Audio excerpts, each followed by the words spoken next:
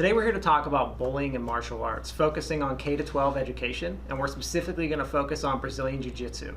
I have two experts here today. We're going to introduce them in a minute, but first I'm going to go over just some overview type stuff. So why bullying? Why is that even an important topic? So bullying is a hot topic in schools. In fact, we build it into teacher prep and teacher education. So we're in the Watson College of Education today. I'm a professor there. And we teach pre-service teachers how to recognize the signs of bullying and how to deal with it. So today we're taking a different approach to that. And we're going to talk about some different methods to, train kids. Just some statistics. 90% of all students from 4th to 8th grade have reported some type of bullying. They're either the bully or they're being bullied. And bullying doesn't just impact the child that's being bullied, it's also impactful to the student that's doing it as well. So, it's on both ends. And, so why are we tying this into martial arts today? Well, let me read you some research, because there is a lot of research on bullying in general, but there's very little research on the impact that certain factors have on bullying, like martial arts. But there are a few studies out there, and I picked a few, and I just want to give you some stats. So, for example, Temlo et al. In 2008 found that boys who participated in some kind of martial arts program reported lower frequency of aggression, greater frequency of helping bystanders, like helpful behavior towards victims of bullying, relative to boys who did not do that. That was a study with a few hundred boys from grades 3 to 5. So there is some research on it. We have organizations like the European Physical Education Association. They recommend that there should be some kind of martial arts program in all schools. But there has been little research on this topic. And a lot of that research is self-report. The methodologies aren't great because it's self-report data. It's very qualitative. It's not hard, objective data like an assessment. So it's very difficult to even look at, which is probably why there's not a lot of research on the topic. But it's one of the reasons that I decided to look at the research, and then I'm going to talk to the experts and see what they have to say, because I want to know, what is their opinion on this? Because they're training kids, they're teaching kids, and they're experts in various martial arts, and I want to see, is there that relationship there? We decided to talk about Brazilian Jiu-Jitsu. So why Brazilian Jiu-Jitsu? What does that even mean? What is BJJ? So Brazilian Jiu-Jitsu is a martial art that uses grappling and wrestling type moves, so like holds and stuff like that, to control and dominate an opponent. It was designed so that a more skilled person could control a larger unskilled opponent without the need to violently hurt them, like throw punches or kicks and severely injure someone. It's become one of the most popular martial arts. This is mostly due to MMA, mixed martial arts, or the UFC. Because in the early days of the UFC, when it first started in the 90s, there was a guy, the Gracie family, who started Brazilian Jiu-Jitsu. They used Brazilian Jiu-Jitsu to win the first few tournaments. A 160-pound guy was beating all kinds of experts in other martial arts, and people quickly saw how this art was, how a smaller guy could really effectively use this to take on someone larger. So it became very popular, and now it's still used today in mixed martial arts in the UFC, but it's also taught across gyms across the world. It's taught to kids, it's taught to adults, men, children, people of all ages, people of all disabilities. It's taught everywhere. So today I have two experts here. I'm going to introduce them. My name is Matthew Brown. I'm a former U.S. military combatives instructor. I was with the MACP system on Fort Bragg. I was a SOCP certified instructor. I've trained everyone from the regular common soldier in the 82nd Airborne Division to special operations personnel, and currently own a large Brazilian Jiu-Jitsu and Muay Thai academy here in Wilmington, North Carolina, with 300 plus students split between children and adults. My name is Allen Lynn. I'm an associate professor at UNCW. Been training martial arts since I was about 14, 15. Got into Taekwondo, studied Hapkido when I was in the Air Force. Got into Aikido as an undergraduate, and then fell in love with Brazilian Jiu-Jitsu around 2002. So trained with Renzo Gracie in New York City, trained with a guy named Vinicius Magalhães Draculino in Brazil, and got my black belt recently with Renato Verissimo here in Wilmington. All right, guys, so now that you guys have introduced yourselves, let's talk about why this Brazilian Jiu-Jitsu, or why martial arts for anti-bullying to begin with. For me personally, not being a big guy, 5'8", 155 pounds, soaking wet, Jiu-Jitsu was, the idea of Jiu-Jitsu was always attractive, just for self-confidence, feeling safe. I lived in New York City when I first started training Jiu-Jitsu, and I could tell just after 6 months of training Jiu-Jitsu, walking around New York, I felt much safer.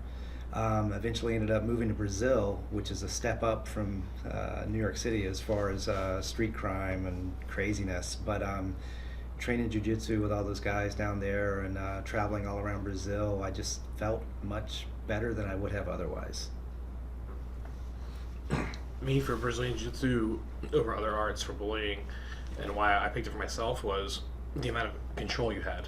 I found that, like, the striking arts, when I thought about it, they're like conflict prolonging arts. So like me and Allen can sit and punch and kick each other till someone gets the lucky punch or one of us gives out. With Brazilian Jiu-Jitsu, we can close the distance with the guy that's bothering us. We can get on top of them, gain control, and then we can either enforce our will and make them submit or tap, or we can actually control them and then ask for help or alert someone else that I have a problem, I can use assistance.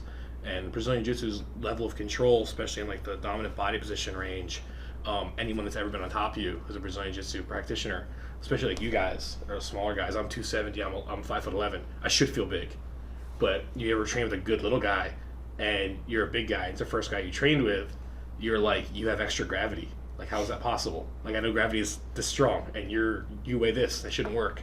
My first instructor was a smaller guy. He's not smaller, he's like medium to small stature, and he was a law enforcement officer, and Professor McPherson felt heavy.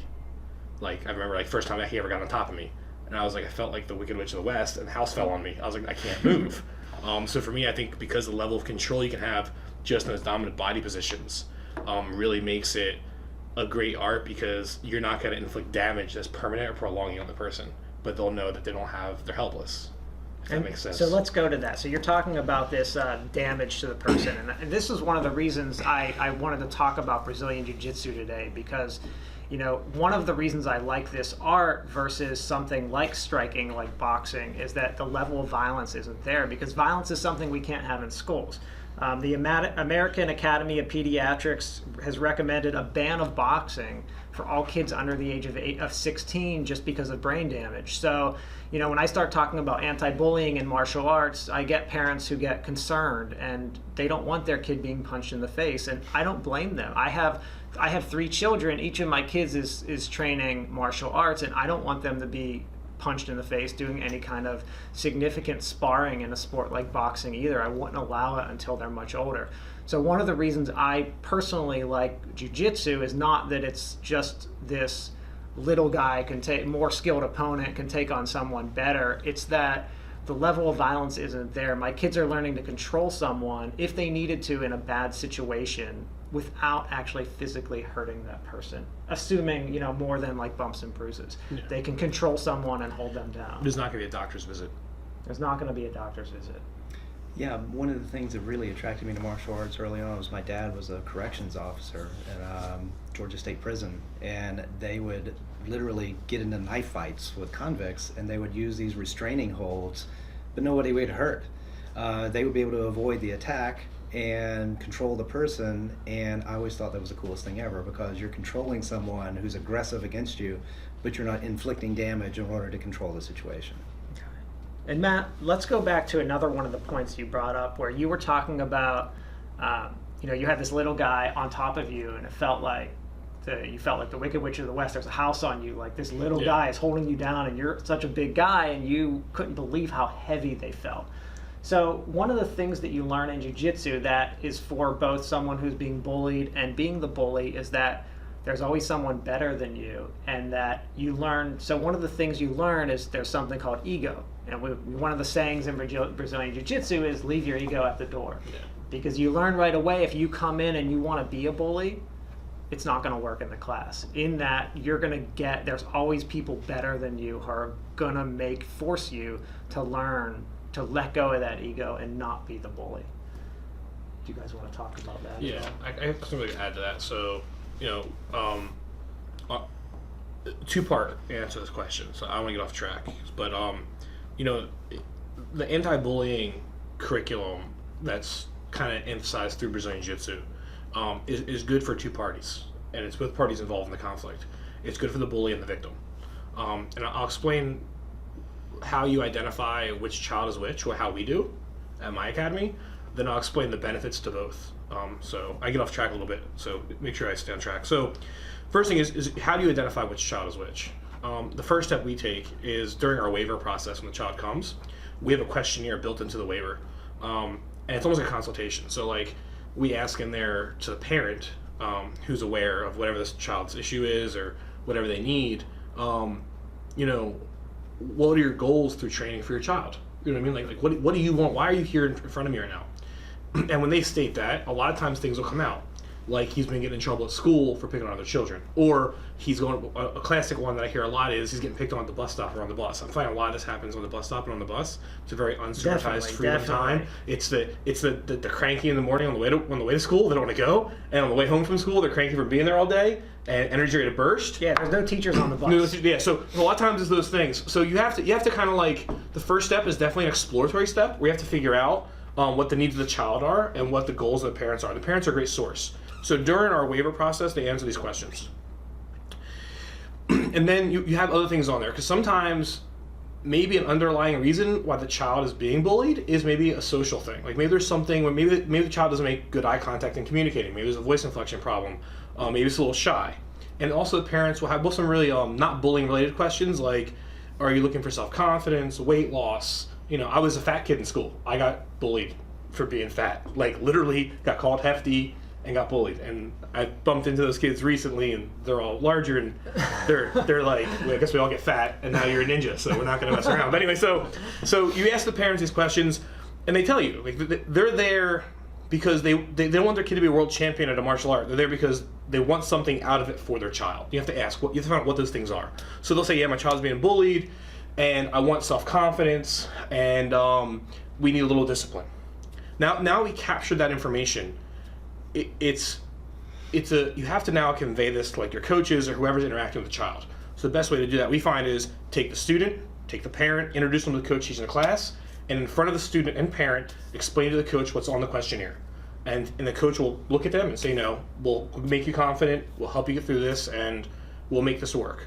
And then in doing that, when that coach now is interacting with that child every class, he remembers in the back of the mind that Billy needs help with confidence. And maybe when Billy's more used to the building, we'll have him come to the front of the building and we'll have him lead the class a little bit. Not so much because he has to take a turn leading the class, but because maybe getting in front of people and being loud will help him project his voice and become confident.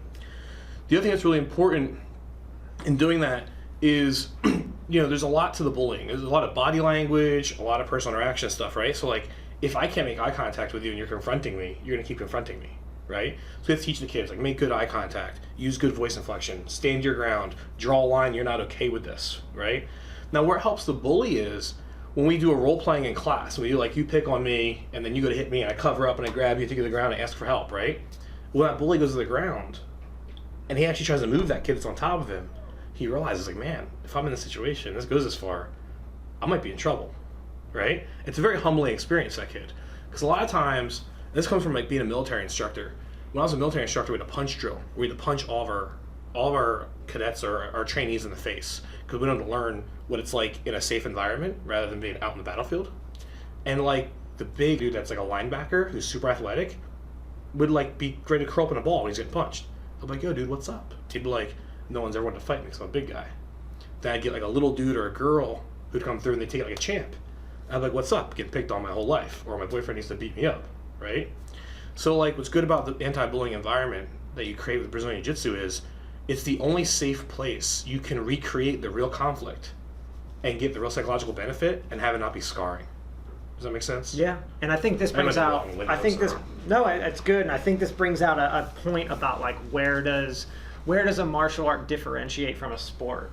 Like, why can't they get some of this stuff from soccer or football or whatever, basketball or field hockey? And they will. I think they will get some of that, but I think some of the stuff you're talking about they're not going to get. Yeah, I think some of the ego squashing factors don't come up in soccer that you get in jiu-jitsu. Yeah. When I first arrived in Brazil, at the school there, there were at least a dozen black belts in there every night, and Yeah. world champion black belts. I mean, just killers. It was a Shark Tank, and nobody showed up with the big ego and walked out feeling the same way if you thought you were going to beat everyone, because there was always somebody there who would beat you. The King of the Mountain might be King of the Mountain one night, but the next night there's another guy who's going to beat him. Yeah, and it was on a rotating basis, and it was a real leveling sort of place. There weren't bullies there. There were people who may have been, like I said, King of the Mountain one night, but the next night totally different. Yeah, and you learn. And being small guys, me and Allen are both 150, 160 pound guys, and we learn right away. I can see it in a big guy's face when he comes in and he's brand new, that he just thinks he's going to destroy me in wrestling, and it doesn't happen. And that usually is what sells him on the martial art. That was a great thing. They would always stick the biggest guy who came in to start classes, they would stick him with the smallest good guy and just work him. Yeah. And then he would right away be, I'm all in. This works. Yeah. I can't believe this little guy can do that. Just I mean, run I learned that circles too. around. I would Yeah. have like guys who were much smaller than me, even though I'm smaller than me, just manhandling me, and I'm learning like, wow, it teaches you a lot about humbling. yourself. Very humbling. Yeah. In a good way. It's I still have access to it, still work with a lot of military elements, and I have a little, at the time, I guess a couple years ago, he was a 16-year-old boy, and he wanted to join the military someday, very talented jiu-jitsu practitioner. He's 16-year-old, he was very, very good, and I took him to a compound that I have access to, and there was a bunch of special ops personnel, and they were doing their grappling training. I brought the 16-year-old boy, and he's about the size of a small Afghani or Pakistani or someone from that region that we're in. And I remember, I was like, all right, well, he's going to fight with all you guys. And they're all like, these guys are like huge. Like, these guys are like action movie heroes. Like, they fell out of like a G.I. Joe, like, you know what I mean? Like, they're huge, they're ripped, they're jacked, they got tattoos. They wear Oakleys on their head. They look like everything you want to be when you play Call of Duty, you know what I mean? And I got this little, literally 16-year-old kid. His name was Jeremy. And I'm like, all right, he's going to roll with you guys today. And they're like, kid? This guy? I'm like, okay. And no one in the room could hang with him, you know what I mean? And instantly they were like, size doesn't matter. Like, these little dudes, these other countries are going to watch out. And if they know this, even remotely, it could be a problem for us. And it is. It's humbling. Like, if you can't become a better person after something like that and become more even-keeled, I don't know what'll help you. But, like, it's just, it's definitely humbling when someone, because your whole life, your like, size matters. I'm bigger, better, faster, stronger. And then little dude holds you down and you feel helpless. If you embrace the helpless feeling, you can really get a lot out of it. Yeah, and I think that brings up a point, that goes back to Joe Rogan, who said that Brazilian Jiu-Jitsu is a superpower. Yeah. It's as close to a superpower as humans have. It makes that smaller person able to really handle themselves. But it's not just about handling themselves. It's, as Matt and Allen said, it's that humbling experience that you learn what your body's capable of. You learn how to deal with someone, and when you start adding anti-bully components into that you don't have in a sport, like look people in the eye. I want you to lead class today. I want you to teach everyone. Everyone's relying on you. One day you're the king of the mountain, and the next day you're not. Yeah. And that bully learns, the person who is the bully or being bullied learns what it's like to be in those bad positions. It's funny, the superhero power thing, 'cause I actually use that every day at my academy. Every adult consultation I sit down with, my coaches make fun of me for it all the time. Like, you gonna say the superpower thing again? And I'm like, yeah, I use it every day. But I'll sit one down. I'll be like, when you were a kid, what superhero did you want to be? And they'll be like, you can't use Batman, you can't use Iron Man. Okay, Superman. All right, Superman can fly, right? Okay, can shoot lasers or whatever, right? He's super strong. Yeah. I'm like, all right, what makes a superhero? What makes me a superhero, not you? What's the defining characteristic? And everyone says, like, justice or something. I'm like, no. I'm like, something I can do that you can't. I'm like, I can promise you in 6 months to a year of being with me, I can promise you this, if you embrace this and train 3 days a week for the next 6 months to a year, that 8 out of 10 people that you interact with on the street who may assault you or accost you, you have like an 80% chance that you'll come out on top, safe and okay. I'm like, would you call that superhero power? And they're like, yeah. And I'm like, then why would you say no to this? And now, what do you have to say to parents? What if you guys were approached by parents, and I know Matt owning a school, you're probably approached all the time by parents who are worried about their kid and violence, but they're questioning a martial art. Like, how do you deal with parents who are? I would say getting your frustrations out on the mat are a good way to keep you from engaging in any other violence afterwards, because you're so relaxed and everything is so cathartic on the mats that you get it out of your system. And the last thing you want to do after grappling for an hour and a half is go out and get in a fight with someone. Sure. Yeah, you want to go home and chill out and focus on whatever else you have going on in your life, but definitely not get involved in anything that's violent, because the 3D chess match that Jiu-Jitsu is, it helps you work out those frustrations in a healthy way that's not dangerous to you, not dangerous to your partner, your training partner. I won't even say opponent, it's your training partner. Yeah, it's partner. And you don't want to hurt your partner because you won't have anyone to train with, and you work out those frustrations. It's a chess match, somebody taps, you keep going.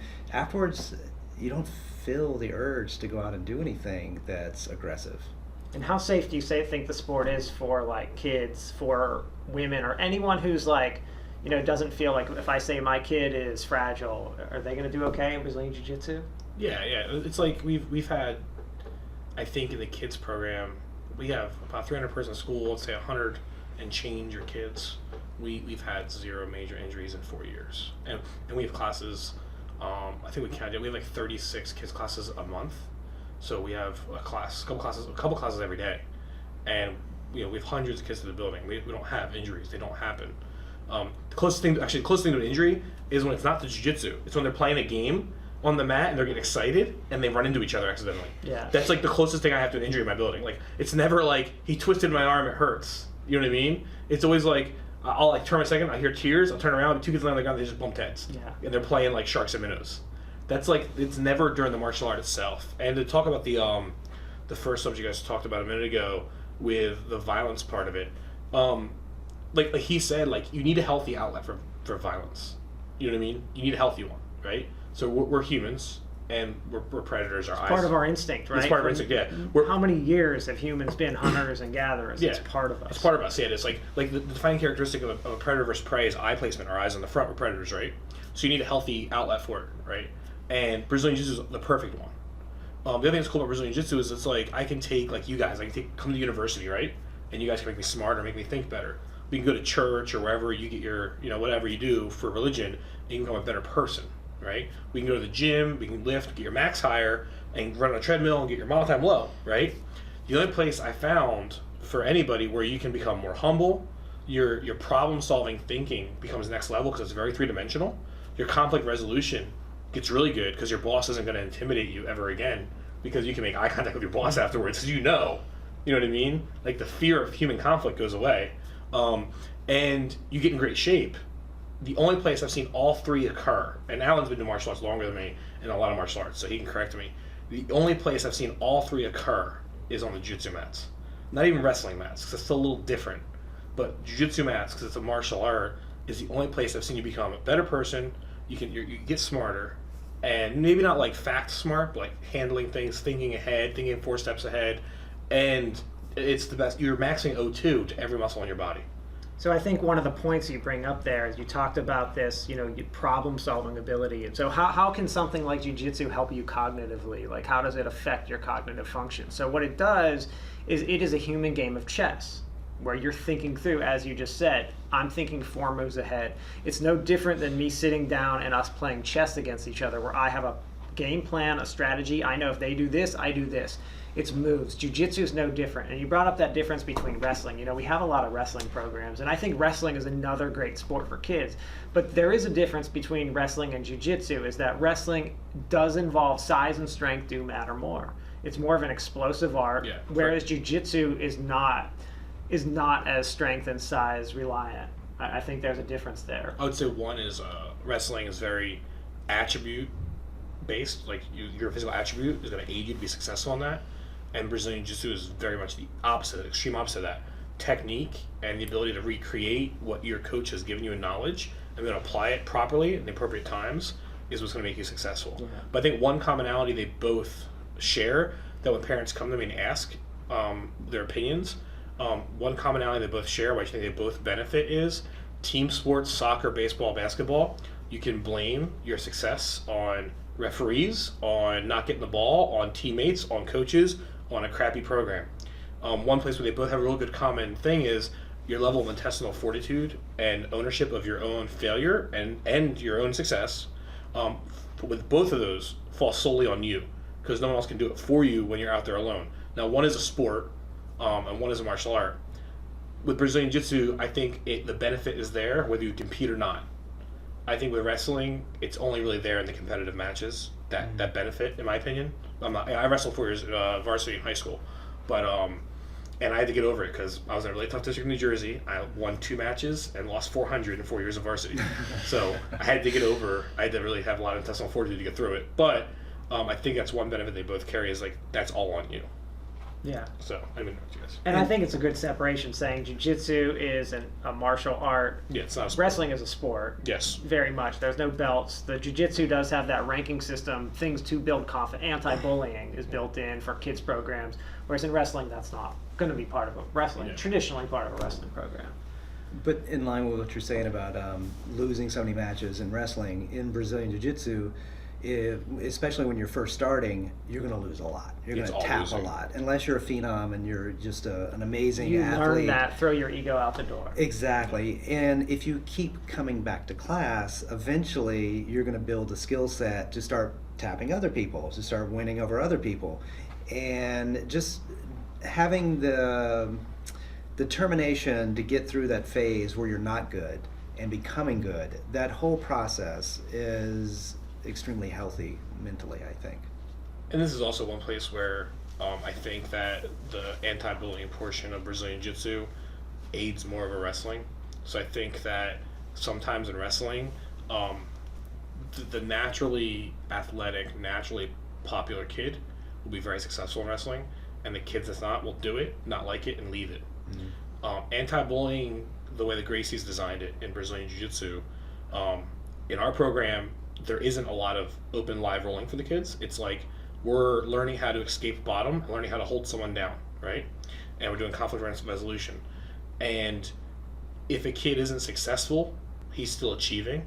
But I think in wrestling, because there's such an emphasis put on the pin and the win, I think that it will exclude a large population of children that really need Brazilian Jiu-Jitsu anti-bullying. Like any child of any athletic ability, of any confidence level, can benefit from the anti-bullying in Brazilian Jiu-Jitsu. Because we'll do like conflict resolution, say Allen's the bad guy and I'm the good guy, and Allen says something to me. And I tell him, I don't like that, don't say it again. I make good eye contact, good voice inflection. Then he swings on me, I take him to the ground, I get on top of him, right? And now Allen has to, we have 2 minutes. I got to hold him down for 2 minutes, Allen has to escape. If I just stay on top for 2 minutes, I have success. I think in wrestling, it's a little more abusive and a little bit more like, I'm holding your head and hold you here. And it kind of, I love wrestling, so I want to come out the wrong way. I think wrestling can actually be worse for the kid that is normally being bullied. Because it could be like an extension of the bullying, unintendedly. Does that make sense? Yeah. It's rougher around the edges. Way There's rougher. less finesse. Yeah, there's less finesse. I think our art is very much finesse based. I was bullied a lot as a kid. I had an unsuccessful wrestling career. I think that's why Brazilian Jiu-Jitsu, when I found it, was so awesome for me. So I was like, I can stick with this. Eventually it'll happen. And you can get good at it. I can get good at it. Yeah. I couldn't get good at wrestling because I was a late bloomer. I was a fat little kid and just wasn't large, athletic, and built. So I just wasn't the kid for wrestling. And I was the polar opposite. I was a skinny little guy, and I got into jiu-jitsu, and it worked. Yeah. That translates to how I deal with people on a day-to-day basis at work as well. Those skills, you push me, I pull, I use that against you. The whole philosophy. You learn how people operate. You learn what they're going to do, and you learn how to think ahead and deal and as Matt said, problem solve. Listen, I was no BS. Like the serious, right? I was like everyone talks about the alpha male, right? So there's 2 Matt Browns. There's a guy that was bullied, who special education, right? Never graduated college, failed college 3 times. Pretty unsuccessful sounding guy, right? But then there's me post Brazilian Jiu-Jitsu. Post Brazilian Jiu-Jitsu, wrote a book. I've trained most of America's elite units. At one point or another, I helped train them, and I have a successful school. And I'm pretty good at Brazilian Jiu-Jitsu. And there was a level of confidence I never had interacting with people until after meeting Professor McPherson, and also the combination of that and the military. Yeah. Like the 2 things later on top of each other, and I'm like, I don't care if it's President of the United States in front of me. I can interact with him like it's you guys because we're all human. You learn. You definitely learn that on the mat. Yeah, right away. You learn what there's something about what your body learns and what you learn about other people, you learn what everyone's capable of. You learn your true self there on the mat. You have no choice but to do it. I was like the opposite of the alpha male up until my mid-20s. I was like the Zeta male. I was like picked on all the time, never got girls, no one liked me. And then Brazilian Jiu-Jitsu did it. Like, it just changed who I was. Yeah, and I think that's one of the reasons we're talking about this, and one of the reasons we had this is that I think that, you know, I'm watching my kids transform and other kids in my kids' class, and I just think that it's something that could really help this large problem we have in schools. Oh, it should be. So it's really little. In fact, and you guys might know more about this than I do. In like the Arabic Emirates, Abu Dhabi, and those countries, the prince is actually Renzo Gracie Blackbelt. Exactly. He's like our cousin maybe, because we're both from the same Renzo Gracie lineage. I got my belts from Professor Brian McPherson, but he's from Renzo, and Alan's from Renzo, and the Prince of Abu Dhabi, he got his belt from Renzo. And he, after he realized the value of this, this is the richest nation in the world, close to it. One of them. It's up there. Yeah. It's up there, right? This guy's got resources. His family is up there. Yeah, It's one of the richest families. This guy's got resources forever, right? Like, he could do anything he wanted in the world, right? The guy's got resources forever. You know what he said? He said, this is it. We're not going to have gym class in our schools. We're going to have Brazilian Jiu-Jitsu. Yeah. Now I think, and I don't know if this is a fact or not, I've heard this. I've heard it's the highest concentration of Brazilian Jiu-Jitsu black belts in the world now. Wow. I don't know if that's true or not. Huh. So if anyone can fact check that, go for it. Well, that's like the European Association I cited here earlier. They are recommending martial arts, but I think we need to take martial arts and say you can't. It's not martial arts. There are specific arts that are much better for this than others. Yeah. Yeah, there has to be, and that's a thing too. It's like, and it's not just.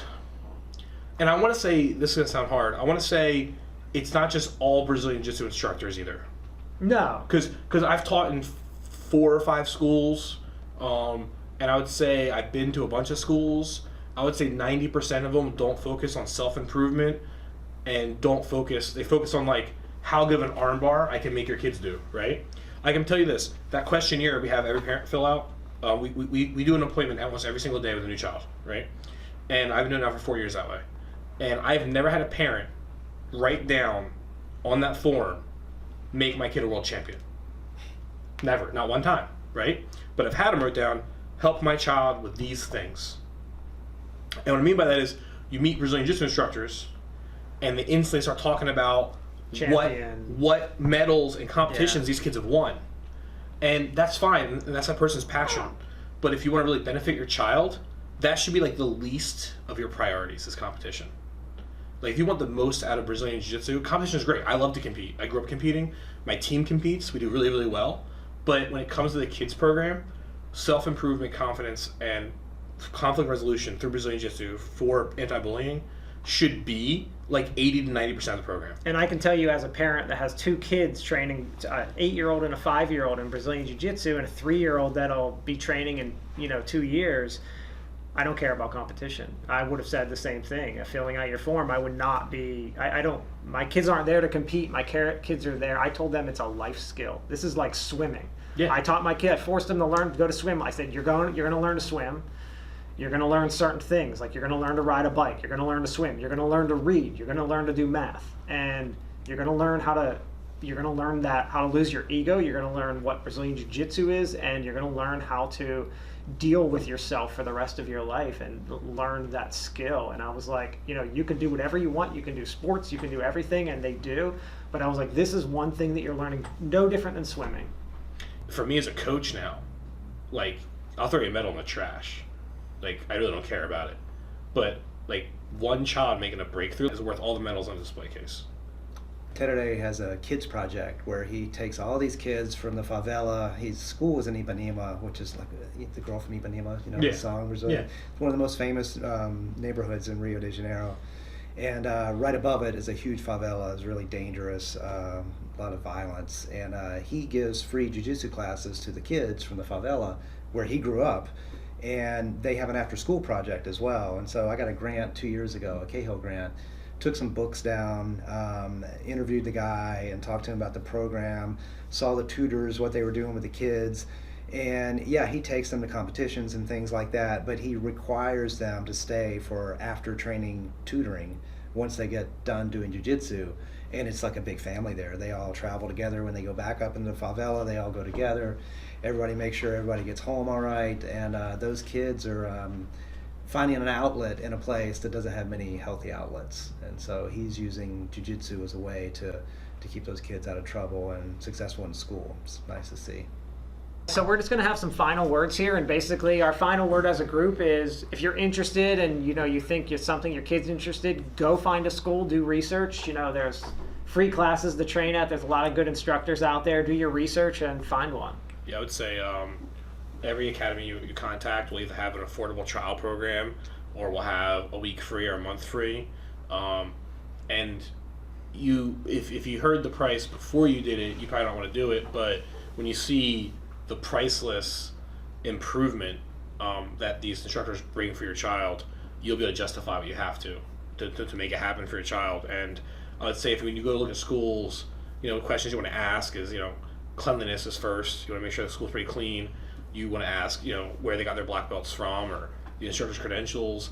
And when you watch the class, make sure the class is structured and make sure that it's definitely based around improving your child and has a self-improvement aspect to it and anti-bullying and not so much a competition aspect of it. And you'll probably see improvements in your child you'd never see from anything else. And don't just send your kid. Join, go with them. Yeah, you should really train. My families that do the best train together. I have a family, it's a doctor, the mom, dad, sister, brother, and brother all train. Your whole family trains. Families that train together, they'll stick it out forever. Yeah, and I would definitely recommend, as a parent, to watch the classes the first few times your kid's there. Some parents drop their kids off, but I would definitely, while they're in that trial period, watch the classes, see how the instructors interact with your child, ask your kids afterwards and the next day too, because sometimes I ask my kids right away, did you have fun, and they say yes or no to various sports or whatever, and then the next day they didn't like it, or they tell me they didn't like it, and then the next day they're like, they really liked it. So ask your kids a few times and really pay attention to how your child's developing during that trial period when they're first learning something, to see if it's really for them. But you will notice a difference in your kids, but just make sure you're watching the instructors and making sure that your kids really get along with that group, because it does make a big difference. And that's up to the instructor. The instructor should be able to make the kids really, motivated and involved in the sport.